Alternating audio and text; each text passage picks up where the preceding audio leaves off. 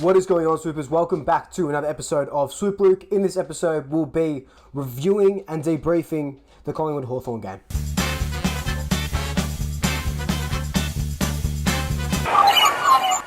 Just before we jump into it, be sure to follow me on all my social media accounts, Twitter, Instagram, and TikTok. They're all at Swoop Luke.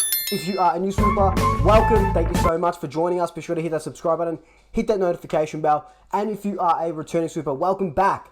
Thank you so much for rejoining me and us. Let's jump into it. So, yesterday, Collingwood took on Hawthorn at an empty MCG in what would be our third last game of the season. Unfortunately, it didn't go to plan and we lost. It was one of those games where, God, look, it was shitty house, especially the first half. 8-3 first half. Hawthorn absolutely dominated us in all aspects of football in that first half. They did to us what we did to West Coast the week prior.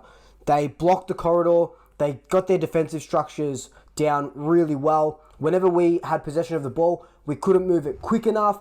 It was stop-slow football. We kind of reverted back to Buckley's game plan for all of last year and pretty much the first 15 rounds this year, 14, 15, 16 rounds this year. So,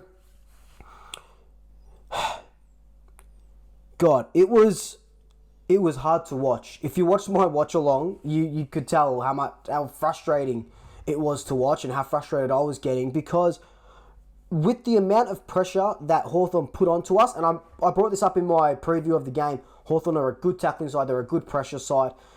They made us fumble, they made us hit targets where it wasn't on, they made us bomb long into the forward line because, like I said, their defensive structures, they were getting to the back line quick, right? They were getting a spare man down back. So our balls into the forward line were just, instead of pinpointing passes and being a lot of space because we're getting it in there quickly, we have a slow build up. We have to bomb it high, bomb it long, and hope for a mark.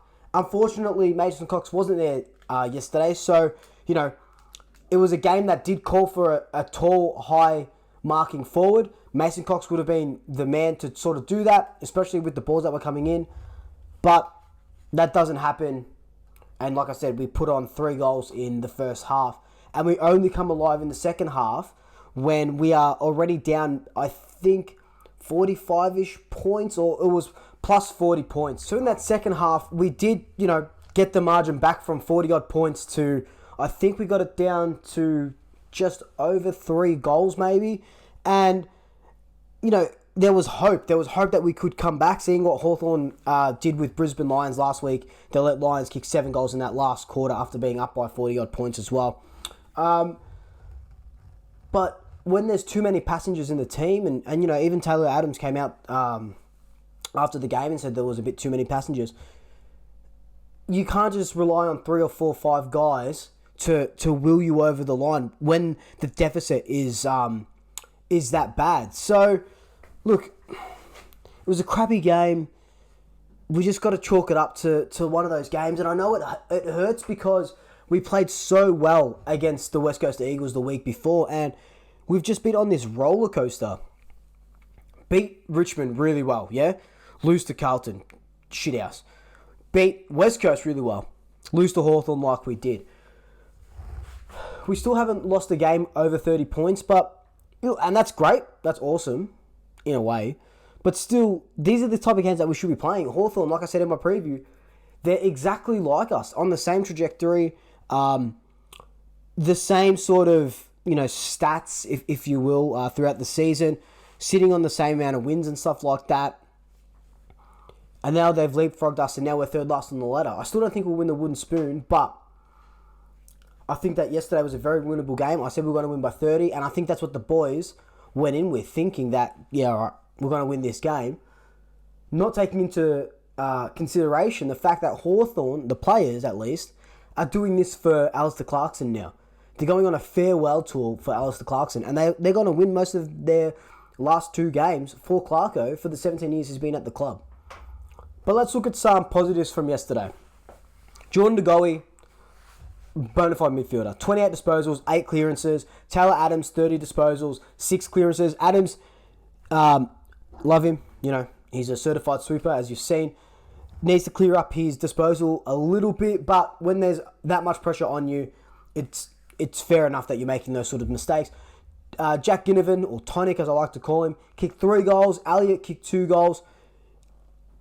Guinea knows exactly where to go. He knows how to draw in those free kicks. And why not? Everyone else does it against us.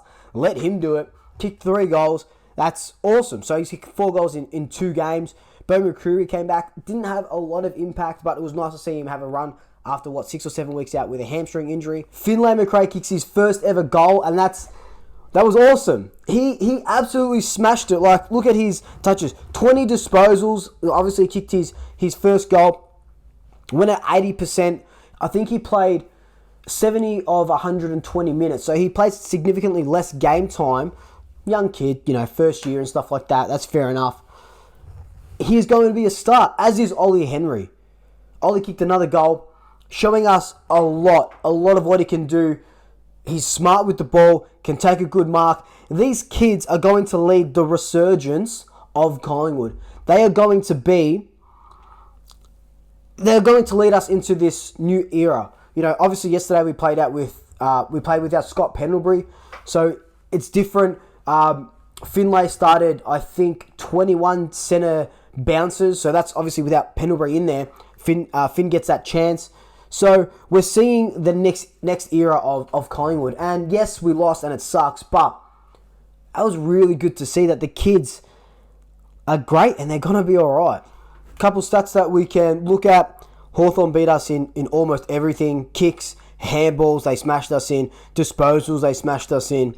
Disposal efficiency. Yes, we won hitouts. Of course, we're going to win hitouts, but we lost clearances by 6, especially stoppage clearances. So that's around the ground clearances. We got monstered +9 in that. Uncontested possessions. Hawthorn had 70 more uncontested possessions than us. So that just goes to show you that they were controlling the ball just heaps, you know. I talked about tackles inside forward 50. We had 4 tackles inside forward 50, which is a +3 from last week. But Hawthorn only had 6. So that one doesn't really say much. But in saying that as well, Hawthorn had 38 tackles and we had 52 tackles in a game. Usually that's, you know, a losing side wouldn't have that many tackles when obviously they're losing. But that's a weird looking stat. It just goes to show you that stats really aren't everything. But look, where to from here? Next week we verse Brisbane Lions, and then the week after we finish our season with Essendon. We need to win at least one of those games to ensure that we don't finish on the bottom. I still don't think we're going to finish on the bottom, but taking revenge against Brisbane for that 1-point win earlier in the season that just totally derailed our season would be very, very nice. And obviously beating Essendon to keep them out of the top 8 would also be very, very nice. So pick and choose. It's not going to be both wins, but, you know, it's going to be one of them definitely. So, anyway, Swoopers, let me know your thoughts down below on the game. What did you like? What needs to improve? Is Robert Harvey the guy to take us forward? I really don't think so. Who do you want to see as coach? Let me know in the comments below. But in the meantime, like, comment, subscribe, tell your family, tell your friends, tell your pets, and until next time, double shackers. I'll swoop you later. Ooh la la. Hey, Mum. Hi, sweetie. How you doing? Good, how are you? Yeah, not too bad. You still at work, darling? No, I'm at home. A win in these last 2 games, extracting revenge. Taking out revenge on Brisbane against